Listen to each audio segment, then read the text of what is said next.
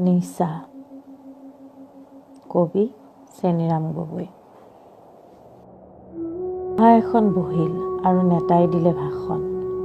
আৰু সভা যেতিয়া ভংগ হ'ল, অকস্মাৎ চুৰু হ'ল শিশুৰ এই আসুৰিক খেলৰ তামাচা। বাঁহৰ এটা চুঙা লৈ প্ৰথমে গাঁৱত ঘোষণা কৰিলে কোনেও নিলিখা আইন। গণতন্ত্ৰ বিচাৰ কৰোঁতে যিয়েই কালি প্ৰদান কৰিলে স্বয়ং নিজৰ একোটা মত। ছালত ঘঁহিবা সৰিয়হ তেল, পিঠিত আঁৰিবা টিং, বন্ধ কোঠাত যাপন কৰিবা কংস ওলোৱা ৰাতি। সেই ৰাতি যেতিয়া গভীৰ হ'ল, চুলাই ভাটিত কিৰিলি পাৰি খেল জং দা লৈ টিকা চেলাই যাত্ৰা কৰিলে বিশ্ববিজয়ী দল।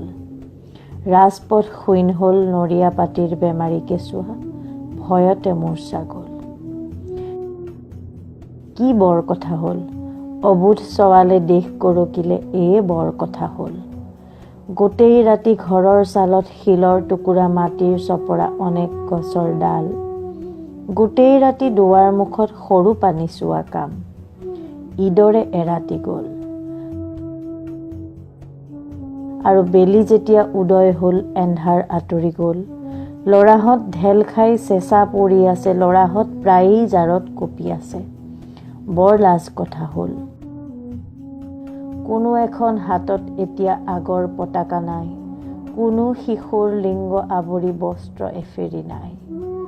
হৰি বল, হৰি বল।